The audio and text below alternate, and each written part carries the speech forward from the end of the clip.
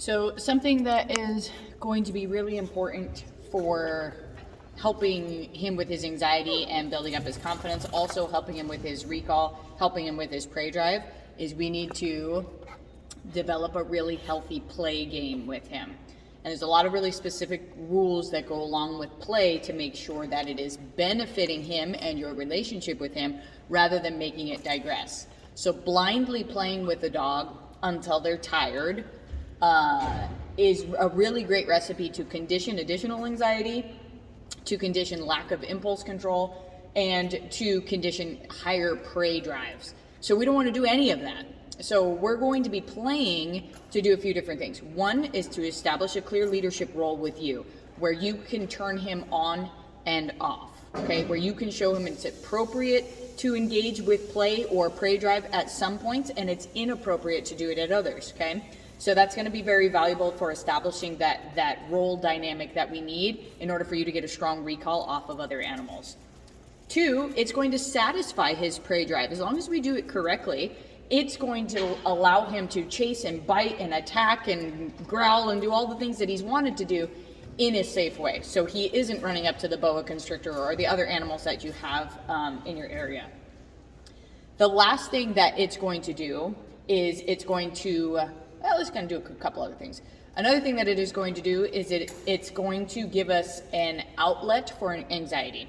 So we need productive outlets for anxiety. So going on a walk or traveling and things like that, they're probably not as productive as we think they are. Whereas Tug releases a lot of endorphins, it releases a lot of dopamine. Dopamine is that success hormone that makes the dog feel like they've accomplished something. So we want to focus a lot on these play activities to help give an outlet for anxiety. It's also going to help us be later on a confidence booster for fear or anxiety. I can see he's a little bit of a nervous guy with certain things. I think other dogs make him a little bit nervous. And that's why we see a little bit more of the standoffishness and stuff like that, and a little less of the playfulness with him when it comes to other dogs. And so by creating a nice healthy Tug game, or Tug is really ideal, or any type of play game, we can use that in situations that he is nervous about to create a more positive association. And you'll start seeing me doing a lot of that when we start taking him out in public, especially if I see things that make him a little bit nervous. I'm going to interject a whole lot of play into that so that he starts seeing those things as part of a good experience. The last thing that we want to do is we want to make sure that play is not conditioning anxiety cycles. So if the dog stays in a heightened state over and over and over and over and over again, so you throw the ball multiple times, you play Tug for quite a long period of time, because he's got a lot of stamina for a little guy, without stopping at all, then we push the brains into different neural pathways, and usually the dog has a hard time shutting off that prey drive or shutting off that anxiety, depending on how you're playing. And when they leave the play game, they stay in those heightened states. So we get a dog, maybe he crashes a little bit and he lays down, but then when the brain starts waking up again, it stays in that heightened state because we've conditioned it too long. So we're going to be doing something called capping drive. So periodically throughout the play session, you'll see me have him release it and practice just a little bit of self-control. We're going to slow that down so that the brain has a chance to come back into more of those normal drives and then turn it back on again. So creating an on and off switch, but also helping the brain stay away from those kind of more dangerous levels of anxiety or prey drive, which is a big part of his problem. So we're going to play. You're going to see me establish some rules. So he doesn't know anything yet. I don't expect him to know anything yet, but some of the things that he's going to learn to do is he's going to respect my space. So I don't want him just launching at me with his little teeth, right? Even though he's not very dangerous, he's not really trying to bite me, he could still put a puncture in my hand if he wanted to. So we're going to teach respect of space, which is part of the leadership component. We're going to teach him to drop it when we say so, and we're going to teach him he can't engage again until we've told him to with one of our markers, which will be our YES marker.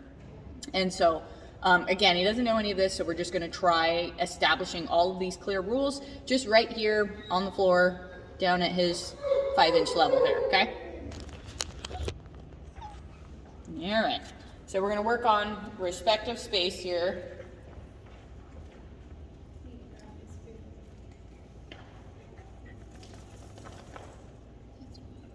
Is it in the bag?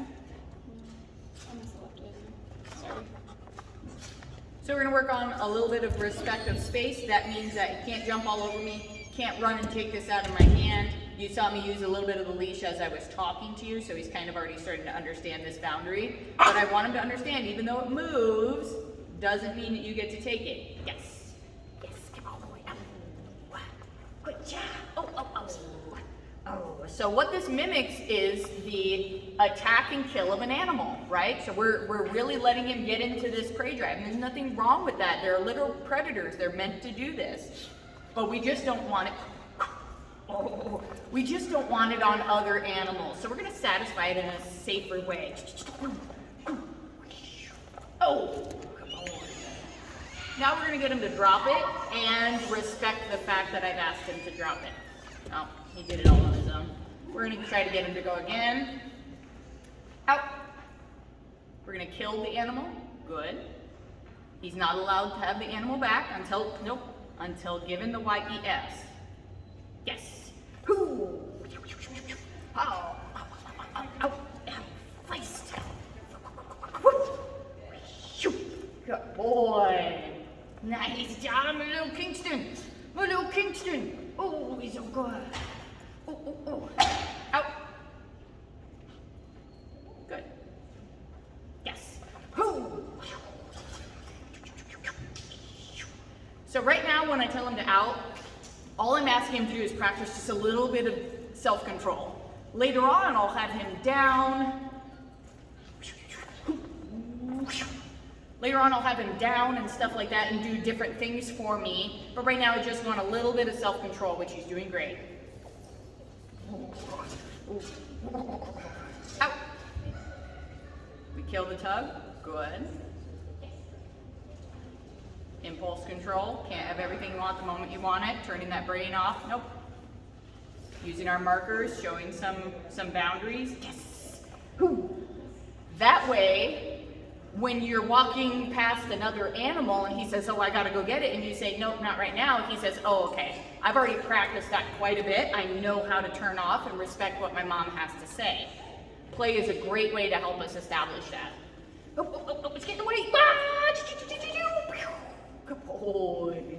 Good job, King. Oh, oh, oh, oh, oh, oh, you got it. You killed it. Did you kill it? Oh my goodness. Get it. Get it. Oh. Oh, goodness. You are so powerful. Oh, so powerful. Up. Good. Good. Yes. I also want to show him that when I give the out command, it's because the animal's dead. And when he lets it go, I bring it back to life. That's how the game continues. Oh, oh, oh, oh, oh, oh, oh. Out. Using a little bit of my leash to help him understand. Nope. Good. Good. Good marker means keep doing what you're doing. YES means he can release. Yes! You got it! You got it! You're the king! You're the king of the whole place! Good job! And that would be a healthy play session. You could do that for 10-15 minutes a few times a day, and that's really going to help him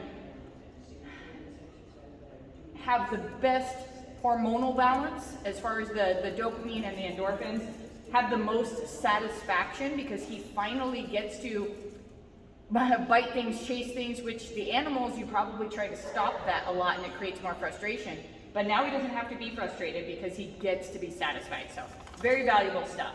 Oh, oh, yes, you are my man. You are my little man. Yes, you are.